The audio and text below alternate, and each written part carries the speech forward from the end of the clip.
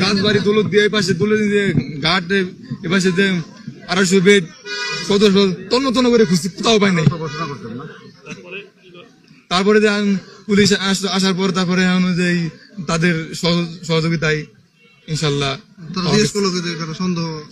সন্দেহ কথা আমি তাই বললাম যে আমার মনে একটু সন্দেহ লাগে, একটু কথাতে মোটামুটি উনাদের তাকে কেন সন্দেহ করলেন আপনারা? তার সন্দেহ করলে সে হলো খালি পিছিয়ে থাকে আর খালি পাশে আড্ডায় পিছিয়ে থাকে, কোন কথাই বলে না। উনি কি আগে আসবে না, উনি আমার দাদা, আর উনি আসবে আগে আগে না, যে আসলে মেয়েটা গেল কোথায়, ও তা না ও খালি পিছনে পিছনে থাকে, খালি পিছনে পিছনে থাকে। মেয়েটা আপনার কি হয়? আমার মেয়ে। আপনার মেয়ে? হ্যাঁ। ওই হায়দার হচ্ছে আপনার কি হয়? আমার দাদা হয়। আপনার আপন দাদা?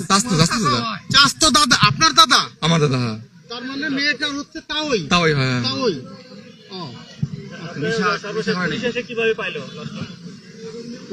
পুলিশ আসে তারপরে ঘরের ভিতরে যায় খুঁজতে খুঁজতে বস্তার ভিতরে পেয়ে গেছে।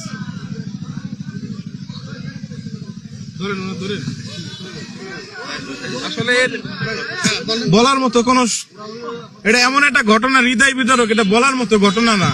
কারণ এই মানুষটা আসলে ছিল পরিবার ছাড়া একটা সময়, আর আমরা শুনছি ইতিপূর্বে মানে বাপ দাদাদের কাছ থেকে শুনছি এই লোকটা একটা পশুর মতো ছিল, আগেও খুনি ছিল, কিন্তু উনারে দিয়া আমরা বিন্দুমাত্র সন্দেহ করি না। কেন, ছোট একটা বাচ্চা মানুষের সাথে মিশে থাকে, মানুষের তো পরিবর্তন হয়।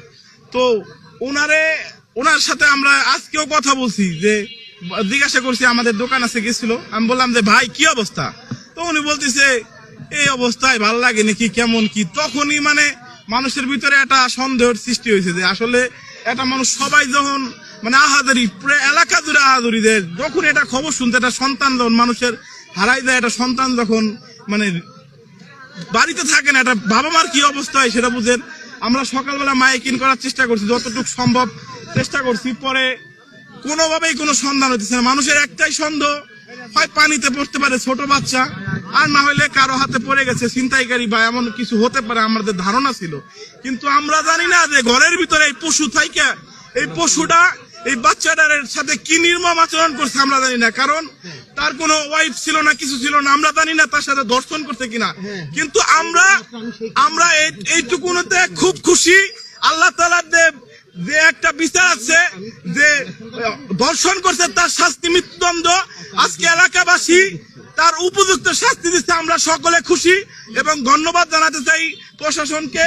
আজকে ওসি মহোদয় তিনি দুপুরের পর থেকে এখানে এসে অভিযান করে, তো অভিযান করার পরে তিনি তিল করে যে লোকটাকে আমরা যে হায়দার মোল্লা যে ভিকটিম তাকে বলে, যে তাকে বলার পরে তার সাথে কথোপকথন বলতে বলতে কথায় কথায় তার সাথে তাদের টিমটা নিয়ে তার ঘরে যেয়ে আমরা সন্ধ্যার একটু আগে আমরা সকলে যখন কথা বলতেছিলাম, তো তখন হঠাৎ করে রুমের মধ্যে থেকে একটা আওয়াজ চলে আসে যে পাওয়া গেছে।